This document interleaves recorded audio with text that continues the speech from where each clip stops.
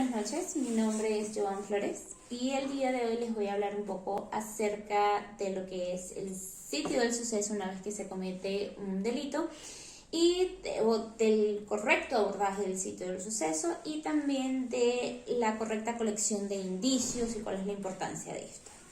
Pero entonces vamos a, digamos, antes de entrar en el tema en sí, vamos a hablar un poco de por qué hacemos esto. ¿Qué es la criminalística? Y eso nos lleva a hablar de la criminalística.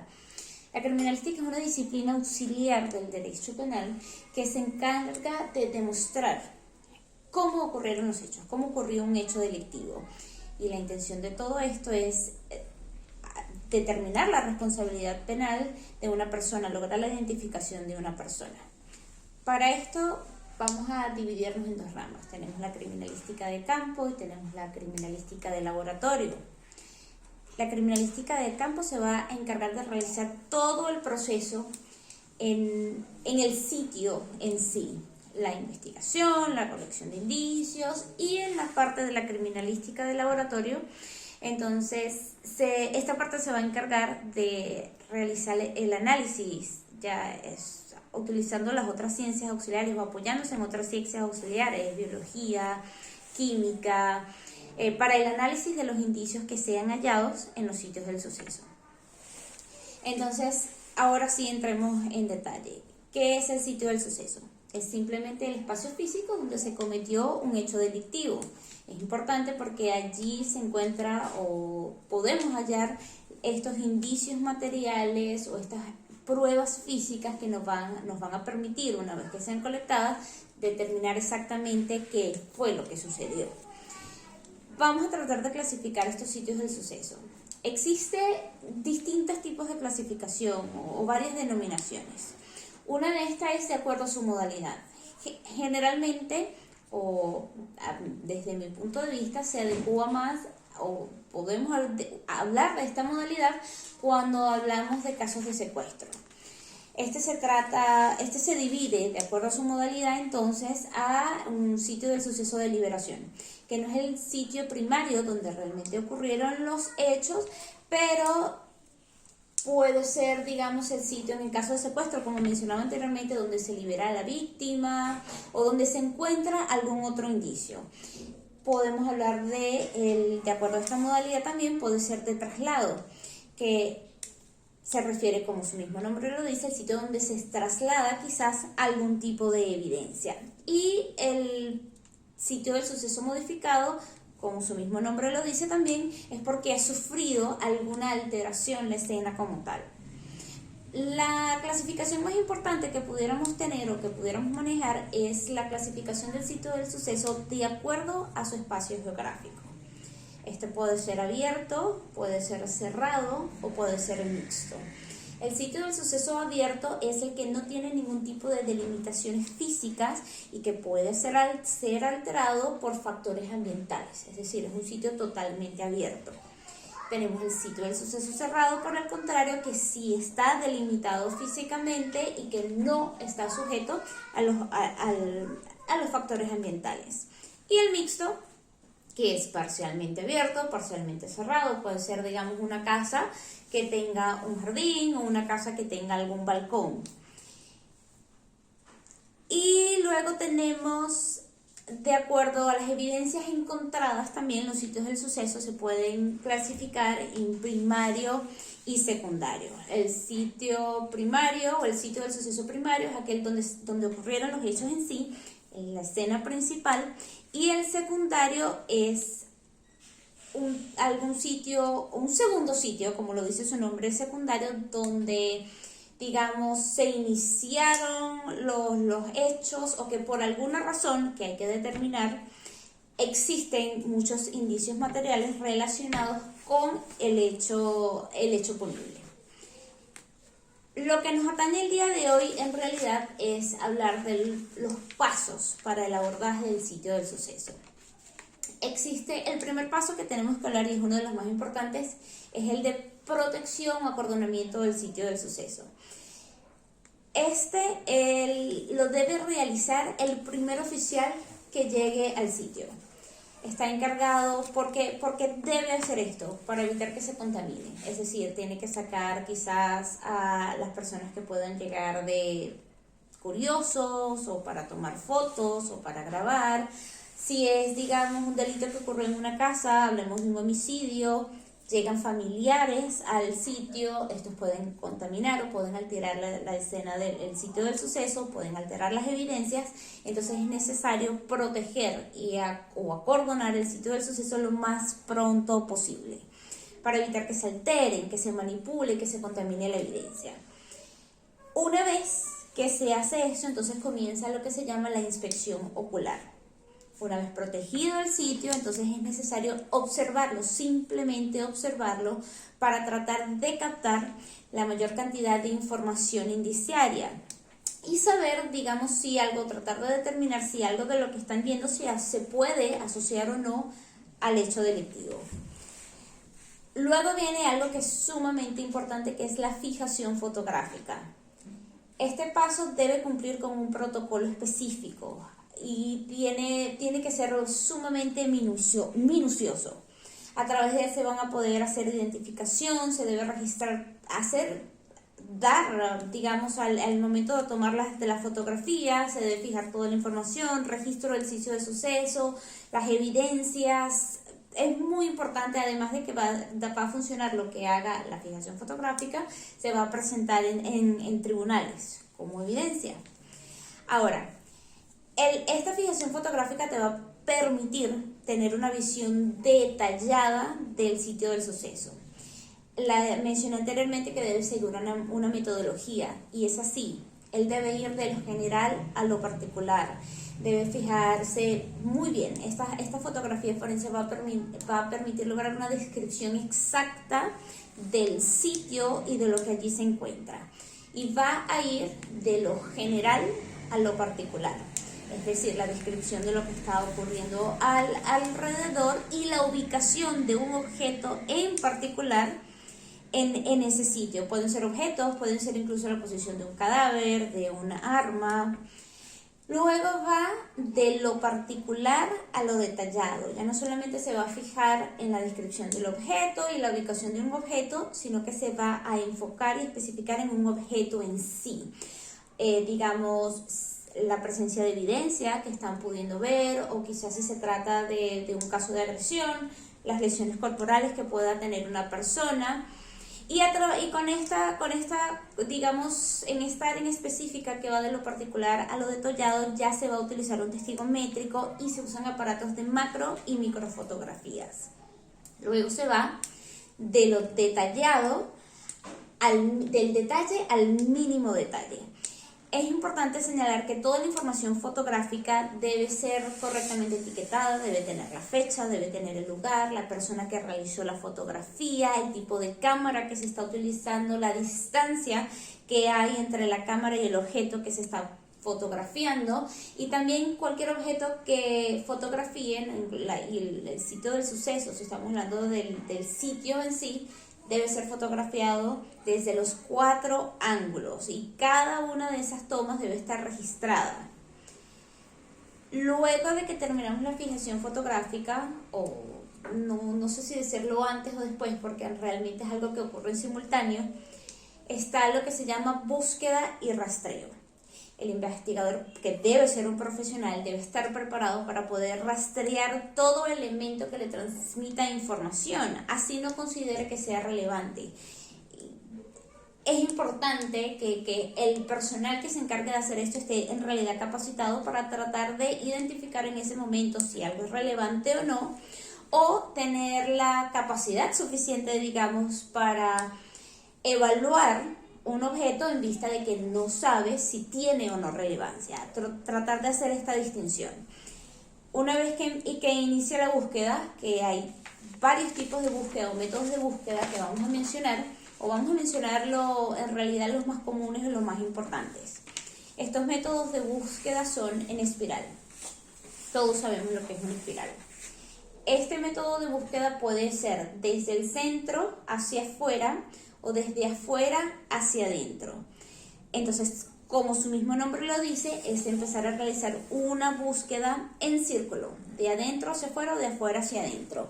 Cuando se trata de lugares cerrados, de un sitio de suceso cerrado, se recomienda hacerlo de afuera hacia adentro, y cuando se trata de un sitio del suceso abierto, se recomienda hacerlo por el contrario, de adentro hacia afuera.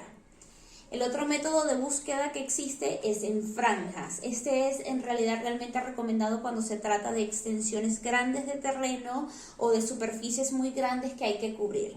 ¿Cómo se hace? Simplemente delimitando, determinando líneas separadas unas de las otras que se van a ir revisando en simultáneo, van a ir yendo realizando la inspección de forma simultánea hasta cubrir todo el terreno. El otro método de búsqueda común es el de cuadrículas. Simplemente se toma el sitio del suceso y se divide en cuadros pequeños y luego se estudia y se evalúa de forma minuciosa cada uno de esos recuadros. Cuando se trata de sitios extensos también está el otro método de búsqueda, que es por zonas o cuadrantes. Es el mismo principio de estos cuadros, pero como se trata de un espacio de terreno mucho más, o una superficie mucho más grande, se le llama así zonas o cuadrantes. Se denominan cada uno de ellas, por ejemplo, A, B, C y D, y se evalúan y se estudian una por una. Por supuesto que mientras se está haciendo esa evaluación, cualquier tipo de evidencia que se consiga debe ser fijada fotográficamente, bajo todos los parámetros que ya mencioné anteriormente, y luego continuamos con los próximos pasos para el abordaje del sitio del suceso, que es el de la colección de evidencia, el embalaje y el etiquetado. En cada uno de los pasos del abordaje del sitio del suceso, digamos, que se encuentra evidencia, o durante esta búsqueda deben seguir los mismos parámetros de colección, de fijación, de levantamiento, de embalaje y de etiquetado. Y ya sabemos que el propósito de hacer esto de forma correcta es evitar la contaminación de este material que pueda ser, que es conseguido, que es colectado. Ahora, esto lo hacemos para conseguir indicios. Vamos a hablar un poco de lo que son los indicios. Literalmente es un signo aparente y probable de que existe alguna cosa. Podemos decir que es sinónimo de señal, de muestra o de indicación. Entonces, por lo tanto, podemos decir que un indicio es todo material sensible, significativo, que se percibe con los sentidos y que tiene relación con un hecho delictivo. ¿Cómo clasificamos estos indicios? Existen varias clasificaciones. La primera es por su naturaleza. Por su naturaleza, los indicios pueden ser clasificados en físicos, químicos, biológicos. Físico se refiere a todos los objetos materiales, cualquiera que podamos encontrar en una escena del crimen, en un sitio del suceso. Tenemos a los indicios químicos, que son aquellas sustancias que pueden ser significativas o que pueden ser identificadas a partir de los elementos que la constituyen. Tenemos también a los elementos biológicos, que se refiere a todos los objetos localizados en el lugar de los hechos, que por sus características se trate de algún tejido o fluido de origen biológico humano. Podemos hablar de los fluidos corporales, por ejemplo. Otra de las clasificaciones de los indicios es por su estado. Por su estado, los indicios pueden ser móviles, es decir, un objeto que consigamos que podemos transportar o mover de un lado a otro de forma sencilla, fácil. Tenemos los objetos físicos, que es todo lo contrario, son los objetos que no podemos separar del sitio del suceso. Podemos hablar quizás de un gabinete en una cocina que esté empotrado, que no podamos mover. Tenemos también los indicios palpables, que son aquellos que pueden ser descubiertos o percibidos a través de los sentidos, simplemente observando minuciosamente o con bastante atención. Y tenemos los indicios latentes, que son los que requieren de algún instrumento especial para poder descubrirlos, para poder verlos. Existen normas para generales, digamos, para la colección de evidencias. Y en realidad son bastante sencillas, son generales, son evidentes si se quiere. La primera es que tenemos que, o deben usar, equipos esterilizados, equipos que no estén contaminados, que no se puedan mezclar, digamos, con la evidencia que van a colocar allí. Obviamente está el uso de guantes para no permitir, para no transferir el equipo, el oficial o el investigador que vaya, el técnico que vaya a estar en contacto con la evidencia, que evitar lo menos posible que él deje su propia marca. Cada una de las evidencias debe ser colocada de forma separada en cada uno de los receptáculos. Los receptáculos también, por supuesto, deben estar debidamente identificados y clasificados. Algo que es también bastante obvio, solamente un técnico debería manipular la evidencia. Se debe minimizar la cantidad de personal técnico que entra en contacto con la evidencia para evitar que ésta de alguna manera sea alterada o manipulada. Se debe tomar también nota de todos los funcionarios que están actuando en el procedimiento. En caso de que haya algún contacto o traspaso de evidencia, se puedan descartar. Es evidente, como mencioné anteriormente, la evidencia debe ser manipulada por la menor cantidad de técnicos o de personal posible. Ahora, en el proceso de colección de evidencia como tal, los objetos que son lo suficiente, cada uno, dependiendo de su naturaleza, si nos vamos a esa clasificación, tiene un procedimiento particular de cómo debe ser colectado. No vamos a hablar de todos el día de hoy, pero vamos a mencionar algunos. Por ejemplo, si vamos a hablar de la colección, los objetos que son lo suficientemente grandes, digamos, en una escena, un sitio del suceso, que pueda quizás contener huellas dactilares, tienen un proceso distinto, tienen un proceso particular para ser colectados. Por ejemplo, si estamos hablando de un vaso, es posible que un vaso contenga huellas dactilares. Entonces, el proceso idóneo para colectar y embalar el vaso es tomándolo por dentro, sosteniéndolo por las paredes de dentro del vaso para no contaminar el exterior, y luego este es colocado en un receptáculo o en una bolsa especial o en un contenedor para que nadie lo toque. Por ejemplo, si estamos hablando de pelos o fibras, estos pelos o fibras es preferible, de allí no vamos a poder colectar ningún tipo de huella. Podemos sostenerlos, podemos agarrarlos con los dedos o utilizando el guante. No se pueden recolectar o recoger con pinzas. Existe la posibilidad de que este se quiebre, se rompa y no se pueda obtener evidencia de él. Ahora, hace un momento mencioné lo que son las huellas. Por ejemplo, para recoger las huellas latentes, que son las que dejamos de forma involuntaria al entrar en contacto con alguna superficie, tenemos que utilizar reactivos de gran adherencia a la humedad. Tenemos el carbonato de plomo, que es un polvo blanco, tenemos el negro de humo, que es un polvo negro, y dependiendo del color de la superficie donde pueda estar la huella dactilar, se usa alguno de estos para que haga contraste y luego poder colectarlo. Y cómo se revela, una vez revelada esta huella, debe ser fijada fotográficamente. Como mencioné anteriormente, cada una de las evidencias que es encontrada debe ser fijada fotográficamente, y luego se emplea el sistema del papel adhesivo para levantar esta huella.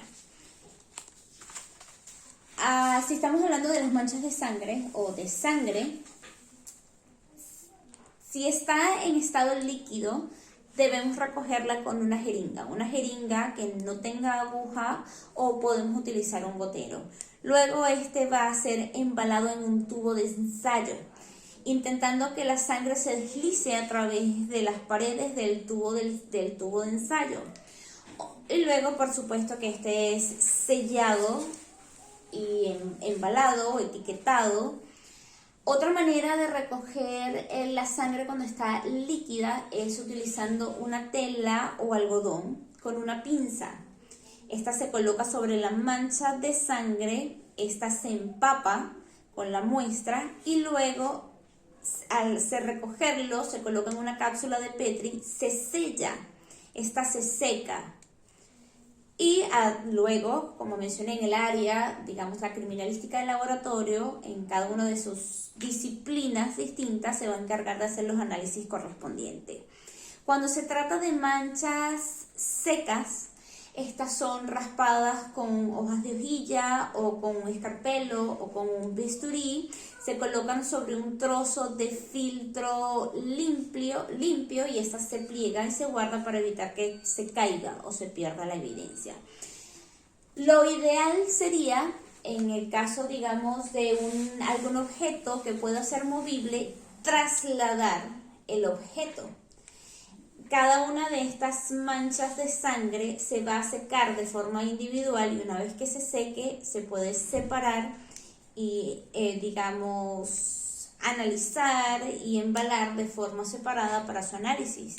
Porque en un sitio del suceso puede haber quizás un objeto con varias manchas de sangre, pero no todas las manchas de sangre pueden pertenecer a la misma persona.